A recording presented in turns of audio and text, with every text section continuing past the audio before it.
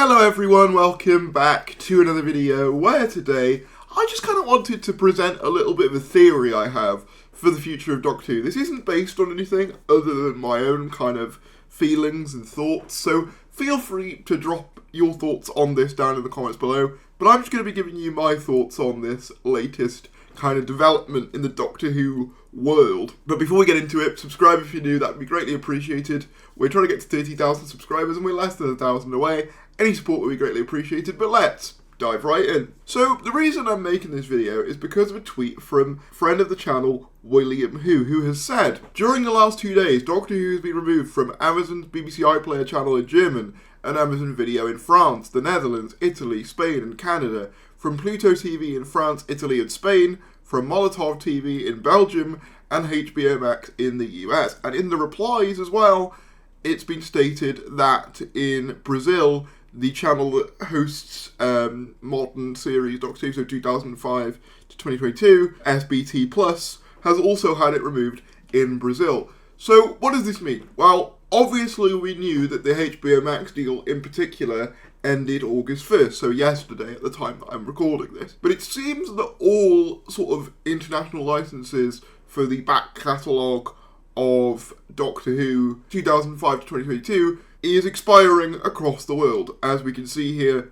Germany, France, Netherlands, Italy, Spain, Canada, Belgium, Brazil. So it's not just the US, it's globally. Revival series Doctor Who seems to be expiring across multiple streaming services. Now, initially this sounds like a bad thing, and it is. If you're an international fan, this is going to mean that unfortunately you're not going to be able to access Doctor Who 2005 to 2022, at least in an easy way, without, physical media, which is why I always say, if companies don't make things accessible, then piracy is, I think, an ethical thing to do if there is no other way to access that content. With that said, however, I don't think that this will remain the case for long. And this is kind of where my conspiracy theory kind of folds into this. I am wondering if the reason why Disney haven't officially renewed this contract or this deal is not because the show is completely, useless to them,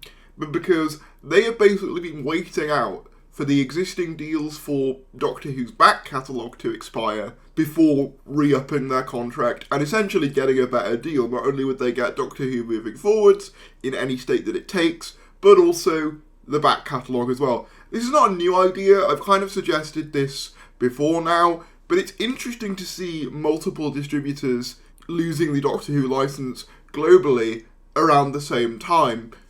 And as I've said before, one of the most valuable parts of Doctor Who is its back catalogue. Doctor Who has such a wide-ranging back catalogue, even just without classic Doctor Who, which obviously this doesn't seem to include. You've still got 13 series of television, multiple spin-offs right there. And one of the key things for streaming services in particular is audience retention, is keeping people on the service. And what's the one thing that we've heard is the reason why Disney were reportedly struggling with Doctor Who is that people were watching Doctor Who on Disney Plus, but the people who went to Disney Plus for Doctor Who didn't watch anything else. They didn't stay subscribed outside of Doctor Who season, essentially. As soon as Doctor Who was over, they leave, right? But if they had Doctor Who on their service year-round, the back catalogue, that negates the possibility of people cancelling, which to a company like Disney is what's important. The important part is retaining as many people for as long as possible, permanently. That's the goal. That's the only way that streaming can really ever be profitable. So essentially all this to say, is Disney playing the long game with Doctor Who? Have they been deliberately quiet in order to basically re-up, get the back catalogue, and get a better deal? I don't know, maybe not. Maybe that's just a completely insane idea. But I do find it interesting that all these licenses are expiring around the same time, while ongoing negotiations are going on with Disney. I don't think that's a coincidence. I think both parties will be aware that that is the case. Obviously, I doubt we're going to hear anything now in terms of the future of Doctor Who until War Between Land and the Sea airs. That is the final part of the Disney Plus contract, the Disney Plus deal. So don't expect to hear anything about Doctor Who until then now, I would say. I think if we were going to hear something prior to that, we would have by now. I mean, we're already in August, and apparently, you know, the rumour is that War Between is an autumn release. So that's really any time from like September to like November-ish.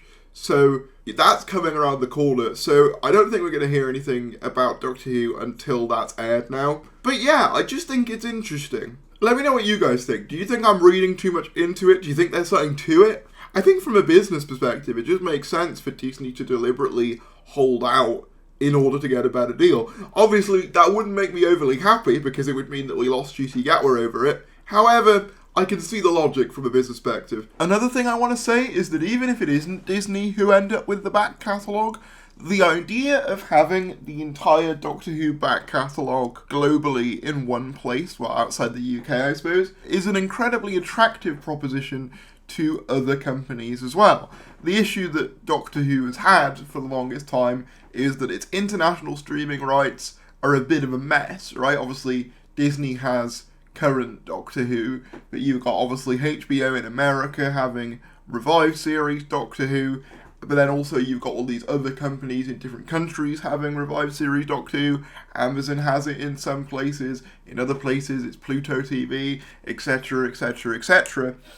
Having it be that there's one place where you access all of Doctor Who, or at least all of relatively modern Doctor Who, so the last 20 years of Doctor Who, in one place, whether that be Disney, whether that be Amazon, or whoever, is probably a lot more of an enticing deal to any prospective buyer than just, oh, you get 2 series of Doctor Who, for example, which is what the current Disney deal is. Because as I've said, the back catalogue is crucial in keeping Doctor Who fans around and keeping them renewing their subscriptions. This is how the business works. And I think it's telling that the BBC haven't agreed to renew any of these deals with any of these third parties. So they are also deliberately holding on to these rights, and I think that there is a reason for that. Again, whether that's Disney or whether that is another party that they're in talks with, who's to say, but I think it is very interesting. And I think Disney would make sense. Obviously, there is an argument to be made that maybe they're not that interested in the IP, but maybe the back catalogue would be enough to spike their interest. Who knows? Who's to say? But I just think it's an interesting thought, you know, and it's something I've been thinking about for a while, and I wanted to share it with you guys. But let me know what you guys think. Subscribe if you're new, like if you enjoy, and I'll see you later.